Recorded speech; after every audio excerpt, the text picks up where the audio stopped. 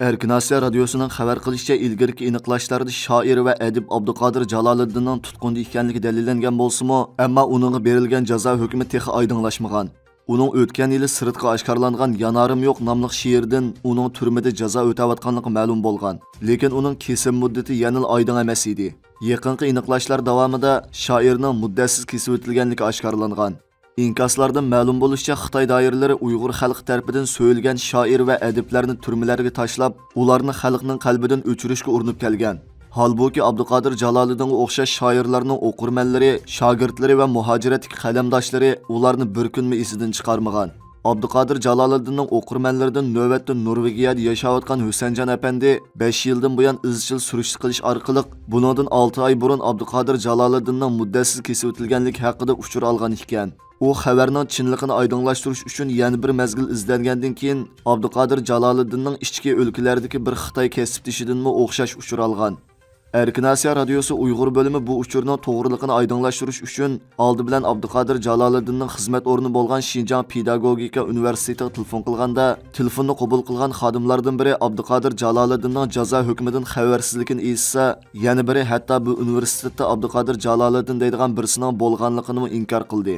Amaliyoti 2 yilning oldidagi aniqlashda bu maktabning siyosiy bo'limining bir Xitoy xodimi arxivga qarab chiqqandan keyin Abduqodir Jaloliddinning 2018-yili 28 yanvar kuni Urumchi shaharlik davlat amonlik soqchilari tomonidan tutib ketilganligini dalillagan edi. Xitoy doiralari Sharq Turkistonda tutqunlarning oqibatini faqat oilasiga bildirib, jamiyatdan sir tutib kelayotgani xili yillar bo'lgan. Yana ba'zi alohida delolarda tutqunning oila tavobatig'ini bildirmay kelgan. Masalan, shoir Abduqodir Jaloliddin, jurnalist Qurbon Mahmud, professor Rahila Davudlarning oqibati ana shunda qattiq ham maxfiy tutilgan. Abduqodir Jaloliddinning Amerikada yashayotgan o'g'li Bobur Abduqodirning radiomizga inkos qilishicha, u dadasining jazo hukmi haqida ta hozirgacha hech qanday uchur ola olmagan ekan. Shoir va adib Abduqodir Jaloliddin 1964-yili Qashqarda tug'ilgan. 1986-yili Qashqar Pedagogika universitetini bitirgan.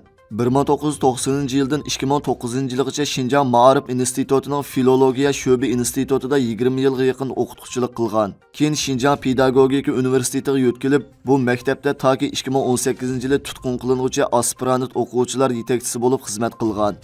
Shoir va adib Abduqodir Jaloliddin ko'p sonli she'r, adabiy xotira, sayohat xotirasi va tarjima asarlar orqali to'nilib qolmasdan, balki yana turli ilmiy va ommaviy so'rinlarda so'zlagan leksiyalari ham nutqlari bilan Uyg'ur jamiyatida zo'r ta'sir qo'zg'agan ziyolilarning biri. Abduqodir Jaloliddin. Yanarim yo'q. Bir bulungdi yigani men, nigarim yo'q. Kechillari qor bosdi, tumarim yo'q. Bu hayotdan o'zga yana xumarim yo'q. Jimjitlikda xiyol azdi, amalim yo'q. Men kim edim, nim bo'ldim bilolmadim. Kimga deyman dil so'zimni deyolmadim. Yo falakning xuy paylini sezolmadim. Yar qishinga baray deyman, qarayim yo'q. Fasillarni bilib turdim burjaklardan. Hech bir xabar ololmadim chechaklardan. Bu sig'inish o'tib ketdi so'ngaklardan. Qandoq yer bu, bararim bar, yanarim yo'q. Xitoylarning Chag'an bayrami, ya'ni bahor bayrami yetib kelish oldida Sharq Turkistonning har qaysi joylarida turli tabriklash faoliyatlarining tayyorliklari boshlanib ketgan bo'lib, yillardagidek Xitoy axborotlarida Sharq Turkistondagi bir yangilik sifatida keng tashviq qilinishga boshlagan. Xitoy xabarlar torining 19-yanvardagi xabarda aytilishicha, oldingi oqshimi Urumchining eng yiroq joylaridan bo'lgan Davanchang rayonidagi Everg'ul rayonida Qashtish Toshqon bilan bahor bayramini kutib olayli temasida chag'anliq ko'ngil ichish faoliyati o'tkazilgan. Bu xildagi faoliyatlardan tipik Xitoycha aloyidalikka ega madaniyat sayohat faoliyati Xotan viloyatidan o'tkazilgan. Atalmish Xinjiang gezitining 19-yanvardagi xabarda aytilishicha, Xitoy hukumati Shichu teatri, Panus saylisi, qadimiy Xitoycha she'rlarni deklamatsiya qilish qatorliq turlarni bu yillik qishliq sayohatning muhim temalaridan qilib bekitgan ekan. Xitoy hukumati yillardan buyon Sharq Turkistondagi Xitoycha milliy kimlik va o'rtaq kimlik tushanchisini umumlashtirishga kuch chiqarib kelayotgan bo'lib, har qaysi joylardagi Uyg'urlar izchil majburiy holda Xitoycha shaklda Xitoylarning Chag'an bayramini qutluqlashga majbur qilinib kelgan. Shu sababdan Uyg'ur irqiy qirg'inchiligi izchil xalqaroning diqqatida bo'layotgan. Dunyo islom davlatlarining elchilari Sharq Turkiston ziyorati bo'lgan bir paytda Xitoycha madaniyat san'at turlari orqali qishliq sayohat bozorini jonlantirish tashviqotining o'ttirig'iga chiqishi har sohaning diqqatini qo'zg'amoqda. Texmi muhimi Xitoydagi Xitoy virusi yuqumi shiddat bilan kengayayotgan bir paytda Xitoy hukumatining Sharq Turkistonda texmi ko'p ommaviy yig'ilish faoliyatlarini uyushtirishi turli gumonlarga sabab bo'lmoqda. Qozog'iston prezidenti Qosim-Jomart To'qayev parlamentni tarqatib o'tish va 19-martda muddatdan burun saylam o'tkazishga munosabatli qarornomani imzolagan.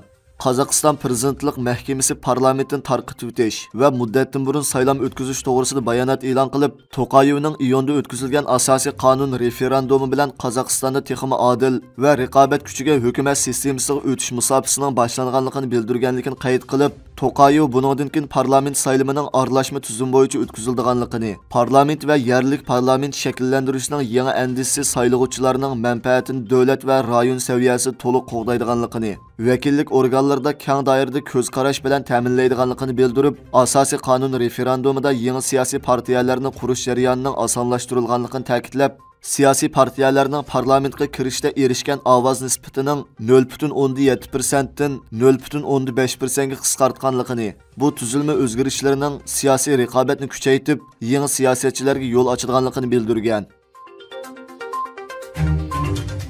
Türkiye Cumhuriyeti Reisi Recep Tayyip Erdoğan Türkiye'nin 100 yıllık qutlug' davri musobaqasiga Türkiye xalqi bilan birlikda texmi cho'ng umidlar va texmi cho'ng nishonlar bilan qadam qo'yganligini aytdi. Recep Tayyip Erdoğan Amasya Badal tonelini ishga kirishtirish murosimiga poytaxt Anqaradagi Cumhur Reislik Mahkamasidan naq maydonda ulanish orqali qatnashib, taraqqiyotning asosiy ul aslihalaridan biri bo'lgan qatnash sohasida ishga kirishtirayotgan har bir loyiha Türkiye'nin 100 yillik qutlug' davri musobaqasiga yana bir qadam yaqinlashtirganligini, Türkiye'nin 100 yillik qutlug' davri va Türkiye Cumhuriyetining ikkinchi parlaq 100 yillik qutlug' davrini orqada qoldirib, davlatni taraqqiyot davriga qadam tashlatqizish irodasining qat'iy ekanligini bildirgan.